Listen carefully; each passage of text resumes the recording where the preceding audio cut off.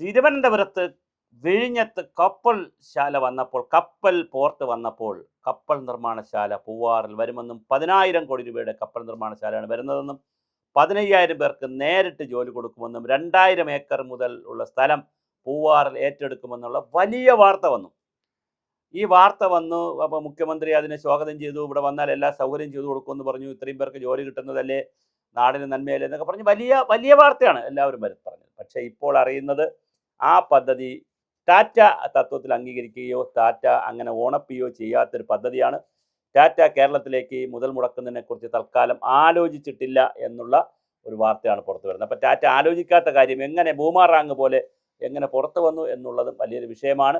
എന്തായാലും എവിടെയോ ഒരു ചിന്ത ഏതോ തലത്തിൽ ഉണ്ടായെങ്കിൽ മാത്രമാണല്ലോ വാർത്ത വരുന്നത്. കാരണം വിവിധ പത്രങ്ങളിലൊക്കെ കേരളകൗമുദിലൊക്കെ വലിയ വാർത്തയാണ് വന്നത്. അപ്പോൾ അങ്ങനെ വാർത്ത വരണമെങ്കിൽ തീർച്ചയായിട്ടും വെറുതെ ചുമ്മാ ഒരു വാർത്ത വരത്തില്ലല്ലോ. അപ്പോൾ വാർത്ത വരണമെങ്കിൽ ഒരു ത്രെഡ് ഉണ്ടാവണം. അപ്പോൾ എവിടെയോ ഒരു ചർച്ച നടന്നിട്ടുണ്ട്. പക്ഷേ എവിടെ ആയാലും ചർച്ച നടന്നതാണോ ഇനി ചർച്ചയ്ക്ക് പണി പോയതാണോ? വി.ഡി. സതീശൻ ഇരിക്കുമ്പോൾ അങ്ങനെ ടാറ്റയൊന്നും 10,000 കോടിയൊന്നും ഇവിടെ കൊണ്ടുവരണ്ടെന്ന് പറഞ്ഞ് ആരെങ്കിലും അകത്തുനിന്നോ പുറത്തുനിന്നോ വെളിയിൽ നിന്നോ മോളിൽ നിന്നോ താഴെയെന്നോ ഏതെങ്കിലും തരത്തിൽ പാര വെച്ചതാണോ എന്നൊക്കെ ഉള്ള ചോദ്യങ്ങളും വളരെ പ്രധാനമാണ്. കാര്യം BJP ഒക്കെ അല്ലേ ഡൽഹി കൈകാര്യം ചെയ്യുന്ന ടാറ്റയൊക്കെ വിളിച്ചു ഒരു നിമിഷം ഇവിടെ കേരളത്തിലേക്ക് പൈസ ഒന്നും കൊടുക്കരുതെന്ന് പറയാനൊന്നും ഒരുപാട് സമയമൊന്നും വേണ്ട. ആ തരത്തിൽ ചിന്തിക്കുമ്പോൾ എന്താണ് സംഭവിച്ചിരിക്കുന്നത് നമുക്കറിയില്ല. എന്തായാലും വളരെ വലിയ ഒരു പ്രതിസന്ധിയാണ് ഇതിൽ വന്നത്. ശരിക്കും പറഞ്ഞാൽ 10,000-15,000 പേർക്ക് ജോലി കിട്ടുന്ന കഥയായിരുന്നു. പിന്നെ 10,000 കോടിയുടെ നിക്ഷേപം എന്നൊക്കെയാണ് പറഞ്ഞത്. എന്നാൽ അതിൽ കുറേ പാരിസ്ഥിതിക പ്രശ്നങ്ങളുണ്ട്. കേരളത്തിൻ്റെ ഒരു വലിയ വിഷയം, കേരളത്തിൽ എവിടെ തൊട്ടാലും മർമാണി കല്യാണം കഴിച്ചതുമാണ്. മർമാണി കല്യാണം കഴിച്ച് മർമാണിക്ക് കുഞ്ഞുങ്ങളുണ്ടാവുന്നില്ല. അപ്പോൾ ആളുകൾ ചോദിച്ചു എന്താ മർമാണിക്ക് കുഞ്ഞുണ്ടാവത്തെന്ന് ചോദിച്ചപ്പോൾ ഞാനിപ്പോൾ എന്ത് ചെയ്യാനാണ്, എവിടെ തൊട്ടാലും മർമ്മമാണ്, മർമ്മം നോക്കാതെ എനിക്ക് തൊടാൻ പറ്റുന്നില്ല, അതുകൊണ്ട് അദ്ദേഹം ഭാര്യയുടെ ശരീരത്തിൽ ഇതുവരെ തൊട്ടിട്ടില്ല, പിന്നെ അങ്ങനെയാണ് കുഞ്ഞുണ്ടാവുന്നതെന്ന് ചോദിക്കുന്നൊരു കഥയുണ്ട്. അതുപോലെ കേരളത്തിൽ ഒരിടവും തൊടാൻ പറ്റത്തില്ല, എവിടെ തൊട്ടാലും പാരിസ്ഥിതിക ലോലമാണ്. പിന്നെ എല്ലായിടത്തും ജനസംഖ്യയാണ്, ജനസാന്ദ്രതയാണ്, വലിയ കുടിയൊഴിപ്പിക്കൽ ആവശ്യമുണ്ട്. അതുകൊണ്ട് കേരളത്തിൽ ഈ വൻകിട പദ്ധതികളെക്കുറിച്ചും കപ്പൽശാലയെക്കുറിച്ചൊക്കെ ചിന്തിക്കുമ്പോൾ വലിയ പ്രതിസന്ധിയാണ് വരുന്നത്. പക്ഷെ എന്തായാലും ഇപ്പോൾ ടാറ്റ ഗ്രൂപ്പ് കൃത്യമായി ഇതിൽ നിന്ന് ഒഴിഞ്ഞു നിൽക്കുകയാണ്. അവർ പറഞ്ഞിരിക്കുന്നു ഞങ്ങൾ അങ്ങനെ ഒരു പ്രോജക്റ്റ് കേരളത്തിലേക്ക് പ്രപ്പോസ് ചെയ്തിട്ടില്ല എന്നാണ് അറിയുന്നത്. പക്ഷെ അങ്ങനെയാണെങ്കിൽ ഈ വാർത്ത എവിടെ നിന്ന് വന്നു? കാരണം മുഖ്യമന്ത്രിയുടെ ബൈറ്റ് ഉൾപ്പെടെ അല്ലെങ്കിൽ കോട്ട് ഉൾപ്പെടെയാണ് പത്രങ്ങളിലും ചാനലുകളിലും വന്നത്. അപ്പോൾ സ്വാഭാവികമായിട്ടും മുഖ്യമന്ത്രി ഓഫീസിൽ എന്തെങ്കിലും ഒരു വിവരം എവിടെന്നെങ്കിലും കിട്ടാതെ അവർ അങ്ങനെ മുഖ്യമന്ത്രി പറയില്ലല്ലോ. എന്തായാലും തൽക്കാലം അത് അടഞ്ഞിരിക്കുകയാണെന്നാണ് കേൾക്കുന്നത്. അത് ഇനി തുറന്നു വരുമോ, വീണ്ടും ചർച്ചകൾ തുടരുമോ? എന്തായാലും മുഖ്യമന്ത്രി ഒരു കാര്യം ശ്രമിക്കുന്നുണ്ട് എന്നുള്ളത് നമ്മൾ സത്യസന്ധമായി അംഗീകരിക്കണം. ശ്രമിക്കുന്ന മറ്റൊന്നുമല്ല, അദ്ദേഹത്തിന് ഇപ്പോൾ വീട്ടിൽ രാവിലെ കൊണ്ടുപോയി പഴിഞ്ഞു കുടിക്കാനും പച്ചരി വാങ്ങാനും അല്ലല്ലോ ഈ പ്രവർത്തിക്കാനും അധ്വാനിക്കുന്നതും.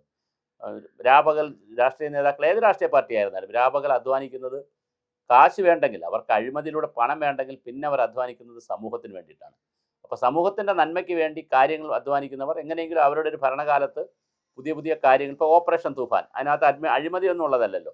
എന്തോരം വളരെ ഭംഗിയായിട്ടാണ് ആ പ്രോജക്റ്റ് പോകുന്നത്. അത്രയും ഭംഗിയായി ഒരു പ്രോജക്റ്റ് ചിലപ്പം ഇമേജും പേരും PR ഒക്കെ കിട്ടും, അത് വേറെ കാര്യം. അതൊന്നും കിട്ടാതെ ചെയ്യാൻ യേശുവൊന്നും അല്ലല്ലോ രമേശ് ചെന്നിത്തലയും ആളുകളൊന്നും. അതുകൊണ്ട് എന്തെങ്കിലുമൊക്കെ ക്രെഡിറ്റ് കിട്ടും, ക്രെഡിറ്റെങ്കിലും കിട്ടും, അതെങ്കിലും കിട്ടണ്ടേ.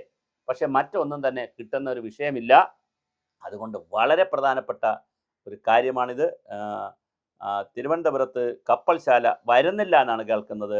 തീർച്ചയായിട്ടും കേരളത്തെ വലിയ രൂപത്തിൽ മാറ്റിയെടുക്കണമെന്ന് പറഞ്ഞാണ് വി.ഡി. സതീശൻ വലിയ ബഡ്ജറ്റും സ്വപ്ന ബഡ്ജറ്റൊക്കെ അവതരിപ്പിച്ചിരിക്കുന്നത്. മിഷൻ സമുദ്ര എന്നൊക്കെ പറഞ്ഞ് ഒരുപാട് പ്രോജക്റ്റുകളുണ്ട്. അപ്പോൾ ആ പ്രോജക്റ്റുകളൊക്കെ ലാഭകരമാണോ, സാമ്പത്തികമായി ലാഭകരമാണോ, പാരിസ്ഥിതികമായി മെച്ചമാണോ, എൻവയോൺമെൻറ്റൽ ഫ്രണ്ട്ലി ആണോ, ഇങ്ങനെയൊക്കെ ഒത്തിരി ചോദ്യങ്ങളുണ്ട് കേരളത്തിൽ അത് ചെയ്യുമ്പോൾ. കാരണം കേരളം ഒരു രോഗാതുരമായൊരു സമൂഹമായി മാറിക്കഴിഞ്ഞു. അതുകൊണ്ടാണ് ഈ ചർച്ചകളൊക്കെ ഇങ്ങനെ വരുന്നത്. പഴയൊരു 25 30 വർഷം അല്ലെങ്കിൽ 50 വർഷം മുമ്പുള്ള കേരളത്തിൽ ഇത്ര വലിയ ചർച്ച ചെയ്യേണ്ട കാര്യമില്ല. കാരണം ഇത്രയും വലിയ ജനസംഖ്യയില്ല, ജനസാന്ദ്രതയില്ല, സ്ഥലത്തിന് ഇത്രയും വാല്യൂ ഇല്ല, അതുപോലെ തന്നെ ഇത്രയും വലിയ പാരിസ്ഥിതിക പ്രശ്നവും ഇല്ലായിരുന്നു. അപ്പോൾ ഇപ്പോഴാണ് ഇതെല്ലാം കൂടി മുന്നിന്മേൽക്ക് ഒരുപോലെ കാലാവസ്ഥ മാറ്റവും ആഗോളതാപനവും എൽനിനോയും ലാനിനോ എന്നൊക്കെ പറഞ്ഞ് എല്ലാം കൂടി അവിയൽ പരുവത്തിൽ കേരളത്തെ ചുറ്റി വരിഞ്ഞ് പിടിച്ചിരിക്കുകയാണ്. അപ്പോൾ ആ സമയത്ത് ഇതുപോലത്തെ പ്രോജക്റ്റുകൾക്കെതിരെ അനുകൂലമായും വാദമുണ്ട്, ശക്തമായ എതിർപ്പുമുണ്ട്. എന്തായാലും ഇപ്പോൾ അത് വരുന്നില്ല എന്നാണ് കേൾക്കുന്നത്. വരുന്നതുമായി ബന്ധപ്പെട്ട് പരിസ്ഥിതിവാദികളുടെ എതിർപ്പൊന്നും വന്നില്ല. അത് കാരണം അതിൻ്റെ DPRും പ്രോജക്റ്റൊക്കെ പുറത്ത് വന്നാലല്ലേ എതിർപ്പുണ്ടെങ്കിലും വരികയുള്ളൂ. എന്തായാലും ഒരു കാര്യം ഇപ്പോൾ കേൾക്കുന്നത് അത് കോൾഡ് സ്റ്റോറേജിലേക്ക് മാറാനുള്ള എല്ലാ സാധ്യതയുമുണ്ട്. കാര്യം ടാറ്റ അത് കയറി നിഷേധിച്ചിരിക്കുകയാണ്. അവരുടെ കുറിപ്പിലൂടെ അവർ പറഞ്ഞിരിക്കുന്നത് ഞങ്ങൾ അങ്ങനെ ഒരു പദ്ധതി കേരളത്തിലേക്ക് പ്രപ്പോസ് ചെയ്തിട്ടില്ല, ഞങ്ങൾ പൈപ്പ് ലൈനിൽ ഞങ്ങൾക്ക് അങ്ങനെ ഒരു പദ്ധതി കേരളത്തിലില്ല എന്നാണ് അറിയുന്നത്. പക്ഷേ ഇവിടെ കപ്പൽ വരുന്നത് കൊണ്ട് പിന്നെ MSC കമ്പനിയൊക്കെ വന്നതുകൊണ്ട് സ്വാഭാവികമായിട്ട് തിരുവനന്തപുരത്ത് ഒരു കപ്പൽ നിർമ്മാണശാലയുടെ സ്കോപ്പ് എപ്പോഴും നിലനിൽക്കുന്നു. അത് ചിലപ്പോൾ ആരെങ്കിലുമൊക്കെ കൊണ്ടുവരാനുള്ള സാധ്യതയും വളരെ വലുതാണ്.